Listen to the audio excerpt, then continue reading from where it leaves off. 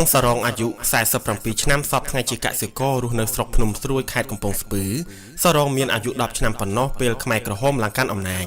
កម្មាភិបាលខ្មែរក្រហមពុំអនុញ្ញាតឲ្យសរងរស់នៅជាមួយឪពុកម្ដាយទេ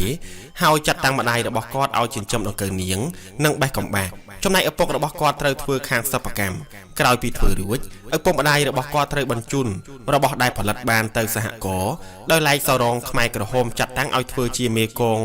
កុមារចល័តពេលនោះការងារដែលត្រូវធ្វើរួមមានកាប់ដីដំបូកហើយលើកបាវស្រូវដាក់ជង្រុកនិងចិញ្ច្រាំដើមទន្ទ្រានខេត្តជាដើមលាក់និងលាក់សរងត្រូវក្រោកធ្វើការនៅម៉ោង 4 ព្រឹករហូតដល់ម៉ោង 11 ទើបឈប់សម្រាកនិងចាប់ផ្ដើមធ្វើបន្តនៅម៉ោង 1 រសៀលគាត់ធ្វើការបែបនេះជារៀងរាល់ថ្ងៃតែជួនកាលគាត់ចាប់ផ្ដើមបន្តការងារពីម៉ោង 6 ល្ងាចដល់ម៉ោង 9 យប់ក៏មានប្រសិនបើមានការរវល់បន្ថែម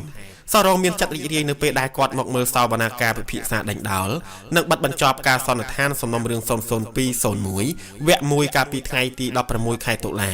សរងយល់ថាការកាត់ក្តីរបស់តុលាការកាត់ក្តីខ្មែរក្រហមគឺមានគោលបំណងរកយុត្តិធម៌សម្រាប់ប្រជាជនដែលថ្នាក់ដឹកនាំជាន់ខ្ពស់ក្នុងរបបខ្មែរក្រហមធ្វើបាបសរងមិនអស់ចិត្តទេចំពោះការស្លាប់របស់ជនជាប់ចោទជាឧទាហរណ៍អៀងសារីដែលស្លាប់មុនការកាត់ក្តីព្រោះគាត់មានទោសកំហុសច្រើនណាស់សរងពុំបានយល់អំពីទំហំនៃការកាត់ក្តីដល់កម្រិតណានោះទេតែគាត់គិតថានេះជារឿងគួរឲ្យស្ដាយសរងក៏មានការអន់ចិត្តដែរនៅពេលជនជាប់ចោទនួនជា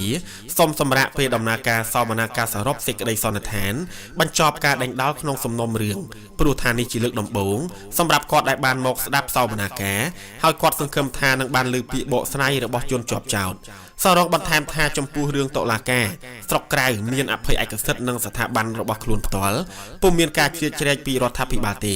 តុលាការមានសិទ្ធិគ្រប់បែបយ៉ាងក្នុងការដាក់ទោសទៅលើបុគ្គលណាមួយដោយផ្អែកទៅលើភស្តុតាងនៃការស្រាវជ្រាវសម្រាប់សរងក៏ដូចជាប្រជាជននិងប្រទេសកម្ពុជាផ្ទាល់ការរកយុត្តិធម៌គឺមានសារៈសំខាន់ណាស់ព្រោះប្រជាជនទាំងអស់សុទ្ធតែជាអ្នករងគ្រោះដោយសាររបប3ឆ្នាំនោះអ្នកដែលបង្កឲ្យរងគ្រោះបែបនេះមានតែថ្នាក់ដឹកនាំអ្នកដឹកនាំធំប៉ុណ្ណោះហើយប្រសិនបើអ្នកទាំងនោះពុំទទួលទោសនោះទេគឺអាចនឹងមានឥទ្ធិពលអាក្រក់សម្រាប់អ្នកដឹកនាំក្រោយទៀតសរងនឹងពុំអស់ចិត្តទេប្រសិនបើតុលាការពុំមានការកាត់ក្តីជនអក្រិតទាំងនោះសំណងដែលជនជាប់ចោទគួរតែសងនោះគឺទទួលទោសតន់ទៅតាមអ្វីដែលគាត់បានធ្វើហើយសំណងទី2គឺជាសំណងសម្រាប់ប្រជាជនទាំងអស់ដែលគួរទទួលបានគ្រប់គ្នាមានជាអាចគឺសំណងផ្លូវសាធារណៈឬក៏អ្វីផ្សេងទៀតដែលជាប្រយោជន៍ជាតិជាការពិតអ្នកដែលបង្កឲ្យមានសោកនាដកម្មនោះឡើងមានច្រើនណាស់តែប្រសិនបើយើងកាត់ទោសទាំងអស់គ្នានោះនឹងអាចបង្កឲ្យមានភាពច្របូកច្របល់ដូច្នេះសរងសំណុំពរឲ្យតុលាការកាត់ទោសតែមេដឹកនាំជាន់ខ្ពស់ព្រោះថាការដឹកនាំរបស់រដ្ឋាភិបាលក្នុងរបបខ្មែរក្រហមតម្រូវឲ្យកម្មាភិបាលទាំងអស់ធ្វើអំពើខុសខើបែបនេះប្រសិនបើយើងធ្វើដំណើរពីទីរួមខេត្តបាត់ដំបងប្រហែលជា24 គីឡូម៉ែត្រឆ្ពោះទៅទិសខាងលិចយើងនឹងទៅដល់រមណីយដ្ឋានទេសចរប្រវត្តិសាស្ត្រមួយគឺអាងទឹកកំពីងពួយដែលបានសាងសង់នៅក្នុងរបបប៉ុលពតចេញពីអាងកំពីងពួយប្រវែង7 គីឡូម៉ែត្រយើងនឹងទៅដល់ភូមិមួយនៅជាន់ជើងភ្នំនៅជាប់ជើងភ្នំគឺភូមិអារ៉ៃឃុំតាក្រៀមស្រុកបាណន់ខេត្តបាត់ដំបង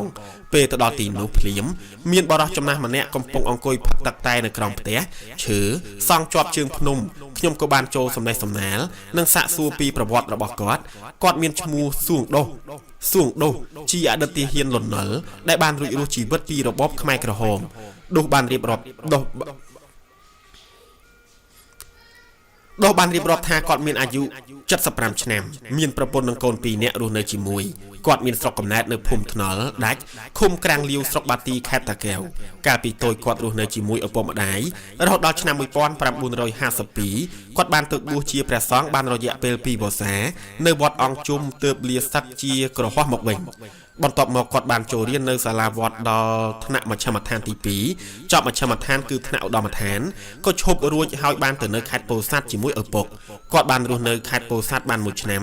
ទើបផ្លាស់ទៅនៅឃុំតាក្រៀមស្រុកបាណន់ខេត្តបាត់ដំបងវិញនៅក្នុងអំឡុងឆ្នាំ1958ដោះបាននិយាយថានៅអំឡុងឆ្នាំ1970ប្រជាជនមានទំនោរពីរគឺមួយមានទំនោរទៅរករដ្ឋាភិបាលចំណែកមួយទៀត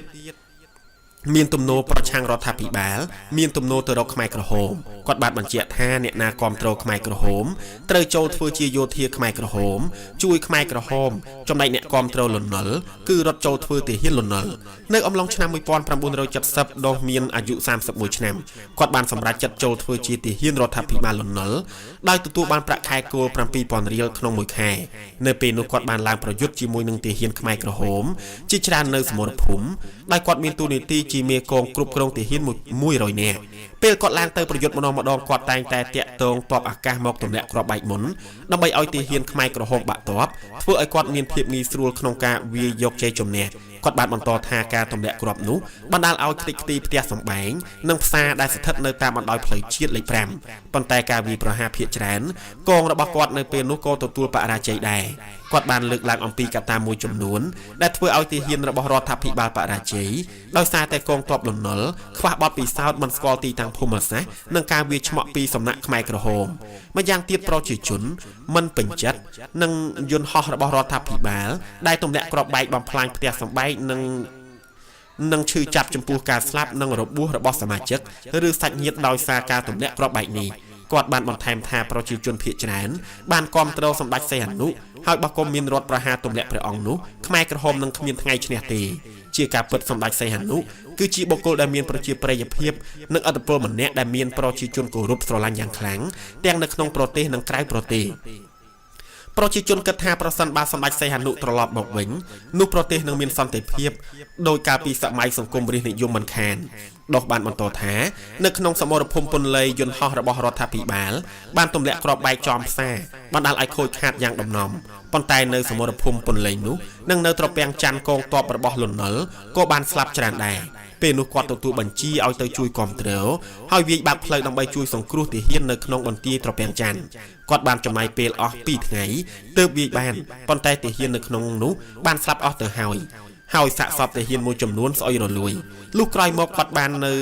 ទៅការពារស្រុកបរិបូរដើម្បីកុំឲ្យខ្មែរក្រហមចូលមកតែត្រូវបរាជ័យដូច្នេះហើយទើបគាត់ត្រូវបានផ្លាស់ឲ្យទៅសាលាលេខ5រួចឲ្យហួសទៅដល់ហែករមៀសដែលនៅទីនោះត្រូវយោធាខ្មែរក្រហមពាត់ជាប់ពេលនោះគាត់បានតេអូហៅកងទ័ពប៉ារ៉ាមកជួយអន្តរាគមន៍ប៉ុន្តែគ្រាន់តែចុះពីយន្តហោះភ្លាមក៏ត្រូវយោធាខ្មែរក្រហមពាត់បាញ់សម្លាប់ទាំងអស់នៅរស់តែ3នាក់តែប៉ុណ្ណោះកងរបស់ដោះមិនមានបន្ទាយទេគឺគាត់ដើរវាចល័តដែលនៅពេលនោះមាន2ក្រុមគឺក្រុមក្បាលខ្លានិងក្រុមក្បាលខ្មោចដែលមានមេកងឈ្មោះហងនិងចិននារីតែអ្នកទាំងពីរនាក់បានស្លាប់ក្នុងសមរភូមិពេលប្រយុទ្ធជាមួយនឹងយោធាខ្មែរក្រហម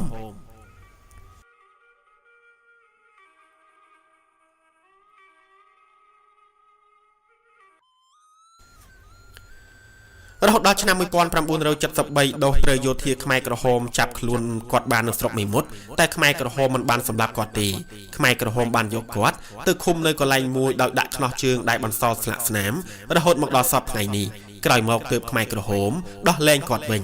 ក្រោយថ្ងៃរំដោះថ្ងៃទី17ខែមេសាឆ្នាំ1975ដោះត្រូវខ្មែរក្រហមនាំទៅនៅសហគមន៍ដោយប្រាប់ថាទៅធ្វើផ្ទះប៉ុន្តែបែរជានាំគាត់ទៅឃុំឃាំងនៅបន្ទាយគោលទៅវិញ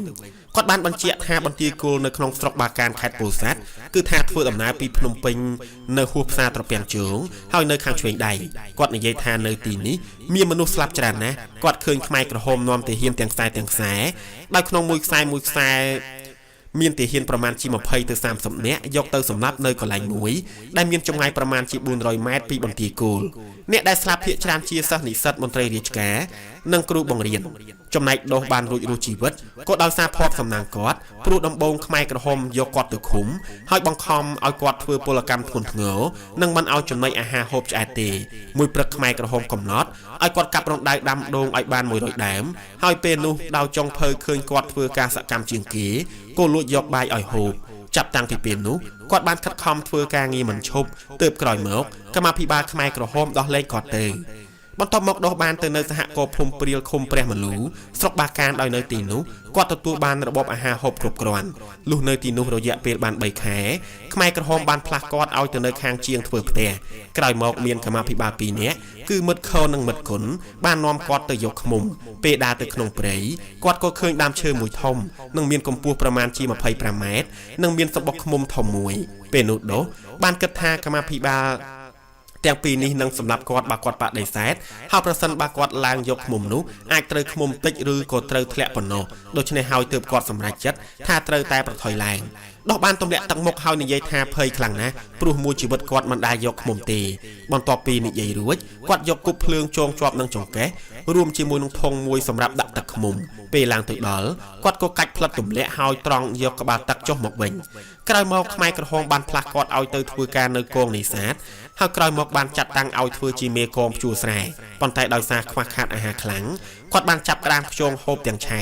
រៀងរាល់ថ្ងៃគាត់ស្លៀកពាក់ខោអាវមួយបន្លាស់ប៉ុណ្ណោះទាំងធ្វើការទាំងដេកពេលត្រឡប់មកធ្វើការវិញគាត់ដេកទាំងមិនងូតទឹកដោយសារតែអស់កម្លាំងនៅពេលកំពុងធ្វើការហើយគាត់ឈប់សម្រាកក៏មានកម្មាភិបាលក្មេងៗយកដុំដីគប់ក្បាលប្រាប់ឲ្យធ្វើការវិញដែរ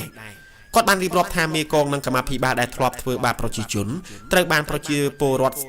ដេញស្ទាក់វាយក្រោយពេលរំដោះថ្ងៃទី7មករា1979ក្រោយឆ្នាំ1979ដោះបានចូលនៅក្នុងកងទ័ពរបស់រដ្ឋាភិបាលភ្នំពេញវិញដោះបានបាត់បង់សមាជិកគ្រួសារនិងសាច់ញាតិ5នាក់គឺទី1ច័ន្ទឌីត្រូវជាកូនស្លាប់ដោយសារអត់អាហារទី2ត្រីម៉ានត្រូវជាបងថ្លៃធ្វើជាគ្រូបង្រៀនខ្មែរក្រហមនាំយកទៅសម្លាប់ទី3សេងបនប្រពន្ធរបស់ត្រីម៉ានជាប្អូនស្រីបង្កើតធ្វើគ្រូបង្រៀនខ្មែរក្រហមយកទៅសម្លាប់ទី4សំអាតកូនរបស់ត្រីម៉ានជាសិស្សទី5សុយត្រូវជាបងប្អូនជីដូនមួយខ្មែរក្រហមយកទៅសម្លាប់ចោទថាមិនស្មោះត្រង់នឹងអង្គការទី6ភោត្រូវជាតាខ្មែរក្រហមយកទៅសម្លាប់ដោយបានចោទថាធ្វើពុតជាឈឺ